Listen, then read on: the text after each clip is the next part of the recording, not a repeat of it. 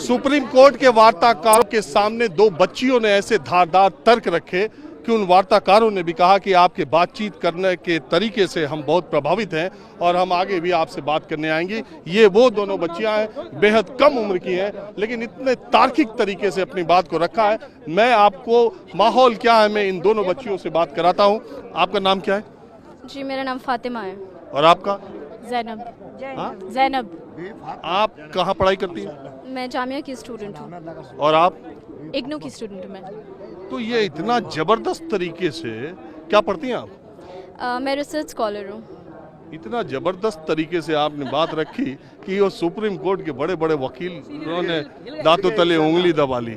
तो जरा सा, चूंकि हमारे कैमरे लग नहीं पाए थे तो बहुत सारे लोग वो बात आपकी सुन नहीं पाए। मैं चाहता हूं कि जो आपने कहा था थोड़ा ही यहाँ उसी तरीके से बताएं। देखिए, बात हमारी, जहाँ तक हमारी बात की बात है तो मैं यही कहूँगी कि दिल से जब बात निकलती है असर रखती है, पर नहीं ताकत परवाज मगर रखती है। तो हम सच कह रहे हैं, हम अपनी परेशानी की। नो वीपिंग बेटा, नो, अल्लाह है साथ हमारे।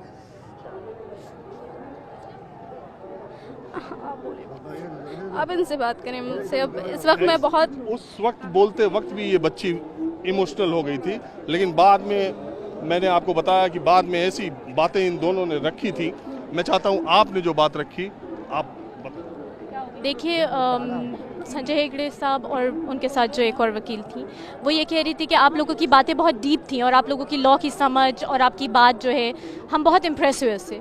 तो मैंने उनके जवाब में यही कहा कि देखिए, जब इंसान फेस करता है कुछ और जब ऑन ग्राउंड आमना सामना होता है, तो जो इंसान की समझ होती है वो क्लासरूम से ज़्यादा होती है। जब इंसान पढ़ाई करके कुछ बोल रहा होता है, लेकिन जब इंसान जब फेस करके कुछ बोल रहा होता है, इन दोनों में डिफरेंस है।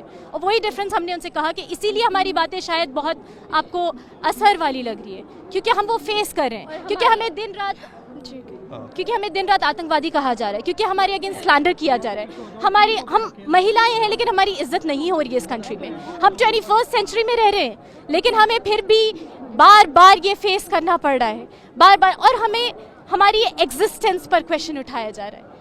हम एक सेकुलर डेमोक्रेटिक कंट्री में रह रहे हैं। क्या हमारे लॉज में सिटीजनशिप रिलीजन के बेसिस पे देने की कोई भी स्पेस है? कोई भी स्पेस नहीं है ऐसा।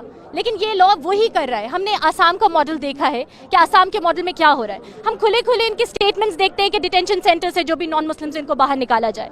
एक तरफ प्रधानमंत्री कहते हैं कि इंडिया में डिटेंशन कैंप्स है ही नहीं, और दूसरी तरफ हमें पता है कि डिटेंशन कैंप से मौत की खबरें आ रही हैं। तो यहाँ पे अगर बच्चे मरते हैं तो supreme court very honourably and we are very glad कि सुप्रीम कोर्ट जो है नोटिस लेता है। लेकिन डिटेंशन कैंप में अगर 4 महीने के बच्चों को भेजा जाएगा तो भी नोटिस लिया जाएगा? That's what we are hopeful for. क्या डिटेंशन कैंप में अगर बच्चों की मौत होगी तो उसका भी नोटिस लिया जाएगा? That's what we are coming out here for. हमें डिटेंशन कैंप में जाकर नहीं मरना है। We are fighting for our dignity. This law is anti-women. This law is anti-poor. This law is anti-India. This law is anti-India. The very idea of India is does not go with this law. तो इसलिए हम यहाँ बाहर सड़कों पे आए हैं। हम तो सिर्फ अपनी बात सुनाने के लिए यहाँ बैठे हैं और हमारी बात भी कोई सुनने के लिए तैयार नहीं है। और जहाँ तक हमारी आवाज़ की बात है कि हम इतने अच्छे से बात कैसे कर पाए, इसकी वजह यह है कि हमारी आवाज़ को इतना दबाया गया। मीडिया चैनल्स ने हमारी आवाज़ को दबाया। जो हम कहेंगे उसको गलत दिखाकर वो बयान करेंगे। हमारी आवाज़ को हर तरफ से दबाया गया है। जब हमारी आवाज़ हर तरफ से दबाई जाएगी तो अपनी वजूद को बचाने के लिए तो आवाज़ निकलेगी। ये तो इंसान की फितरत है कि वो बोलेगा, और वो जब बोलेगा और वो सच बोलेगा तो हर किसी के दिल पर असर करेगी बात, भले ही से वो माने या ना माने। इसीलिए आज हेगड़े साहब की भी आंखें भर आईं, इसीलिए उनकी आंखें भर आईं, क्योंकि जो हमारा दर्द था वो असल था।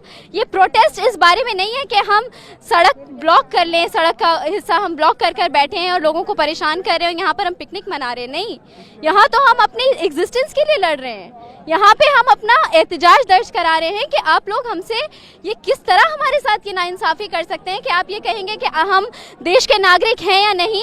वो एक ऑफिसर आकर हमारे घर पे हमारी इन्फॉर्मेशन लेके जाएगा और ऑफिस में बैठकर वो डिसाइड करेगा कि ये सिटीजन है या डाउटफुल सिटीजन है। इस हद तक की नाइंसाफ़ी हमारे देश में नहीं चल सकती। लेकिन फातिमा, मैं सवाल, आप इतनी पढ़ी लिखी हैं तो ये आप समझ रही है कि सुप्रीम कोर्ट ने इन इंटरलोक्यूटर्स को किस लिए भेजा था?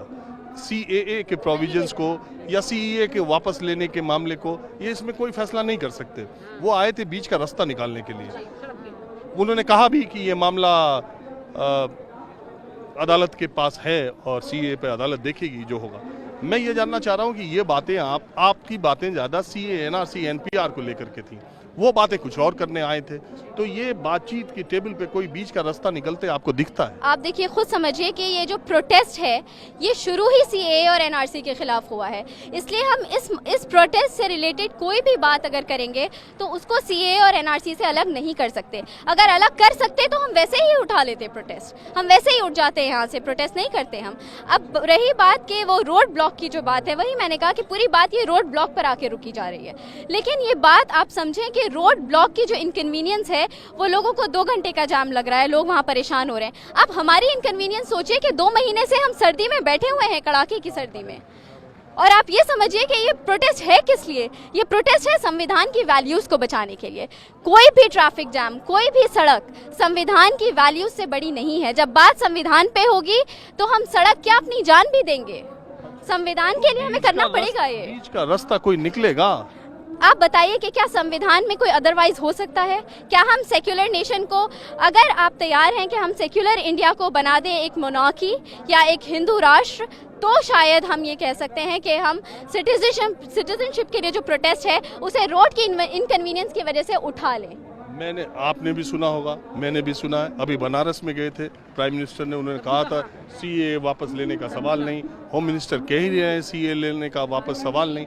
आप कह रहे हैं धरने से हटने का सवाल नहीं। CAA जब तक वापस नहीं लेते हो हम हटेंगे नहीं। फिर यानी कि प्राइम मिनिस्टर मोदी जी ने झूठ कहा था जब वो इलेक्शन जीत कर आए थे और उन्होंने कहा था कि सबका साथ, सबका विकास, सबका विश्वास।